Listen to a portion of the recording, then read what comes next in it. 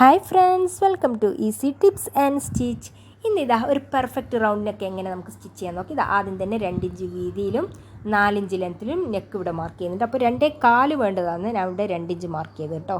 അപ്പോൾ 4 inch കുറച്ചിട്ടാണ് mark ചെയ്തത്. എന്നിട്ട് ഇതാ ഒരു കേവാക്കി കൊടുത്തിട്ടുണ്ട്. എന്നിട്ട് മുകളിൽ നിന്ന് താഴോട്ടേക്ക് ഒരു 1/2 ഇഞ്ച് വിട്ടിട്ട് ഒരു ലൈൻ കൊടുക്കുക കേട്ടോ. എന്നിട്ട് അതിലൂടെ വേണം നമുക്ക് കട്ട് ചെയ്യാൻ. നമ്മളിപ്പോൾ ഒരു മാർക്ക് ചെയ്തിട്ടില്ലേ, അതിലൂടെ ഇതാ ഇങ്ങനെ കട്ട് ചെയ്ത് നോക്കി. ഇതാ ആദ്യം ഒരു ലൈൻ ഇട്ട് അതിലൂടെ കട്ട് ചെയ്ത് അതിനുശേഷം ഇതാ താഴോട്ടേക്ക് നമ്മൾ കേവ് കൊടുത്തിട്ടില്ലേ, അതും കൂടി ഒന്ന് കട്ട് ചെയ്തെടുക്കുക കേട്ടോ. അപ്പോൾ നമ്മുടെ മെയിൻ ആയിട്ടുള്ള ഫ്രണ്ട് പോർഷനാണ് ഈ കട്ട് ചെയ്തത്. എന്നിട്ട് ബാക്കിൽ നമുക്ക് മറച്ചടിക്കേണ്ട തുണിയില്ലേ, ഓക്കെ. അപ്പം നല്ല വശം അത് നമ്മുടെ ബാക്കിൽ വെച്ച തുണിൻ്റെ മുകളിലേക്ക് നമ്മുടെ നല്ല വശം പതിച്ച് വെച്ചതിന് ശേഷം ഇതാ ഇതിലൂടെയാണ് നമ്മൾ സ്റ്റിച്ച് ചെയ്തെടുക്കേണ്ടത് കേട്ടോ. ഞാൻ ജസ്റ്റ് ഒന്ന് വരഞ്ഞ് കാണിക്കുന്നില്ലേ, അതിലൂടെയാണ് നമ്മൾ സ്റ്റിച്ച് ചെയ്തെടുക്കേണ്ടത് കേട്ടോ. കറക്റ്റ് ആ ലൈൻസിലൂടെ നമുക്കിങ്ങനെ ചുറ്റും ഒന്ന് സ്റ്റിച്ച് ചെയ്തെടുക്കാം, ഓക്കെ. അങ്ങനെ ചുറ്റും സ്റ്റിച്ച് ചെയ്തെടുത്തതിന് ശേഷം നമ്മളിപ്പോൾ അധികം എല്ലാവരെയും കംപ്ലയിൻ്റ് എന്ന് വെച്ചാൽ നെക്ക് സ്റ്റിച്ച് ചെയ്ത് കഴിഞ്ഞാൽ മലന്ന് പോകുന്നു. അതിലാണ് അധികം അവരുടെ കംപ്ലയിൻറ്റ്. ഇങ്ങനെ ചെയ്ത് കഴിഞ്ഞാൽ നിങ്ങൾക്ക് പെർഫെക്റ്റ് നെക്ക് കിട്ടും കേട്ടോ. എന്നിട്ട് ആ സ്റ്റിച്ച് ചെയ്തതിന് ശേഷം ആ മെയിനായിട്ടുള്ള പീസിൻ്റെ കട്ടിങ്ങിലൂടെ തന്നെ മറ്റടിയുള്ള പീസും കൂടി റൗണ്ടായിട്ട് കട്ട് ചെയ്തെടുക്കുക. എന്നിട്ട് ഓരോ നോച്ചിട്ട് കൊടുക്കുക കേട്ടോ. കറക്റ്റ് നോച്ചിട്ട് കൊടുക്കുക.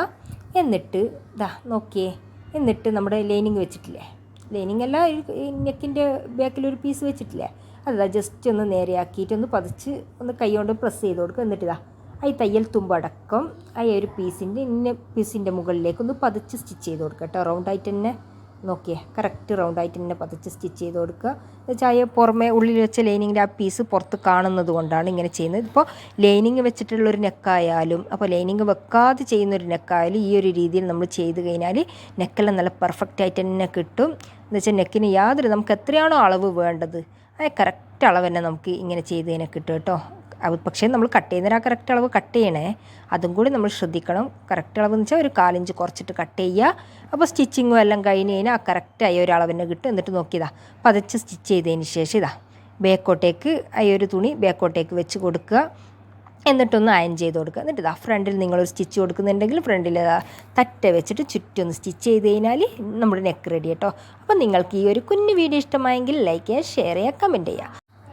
ഇനിയും ഇതുപോലുള്ള നല്ല നല്ല ടിപ്സുമായിട്ട് ഞാൻ വീണ്ടും വരാം. അതുവരെ എല്ലാവർക്കും ബൈ.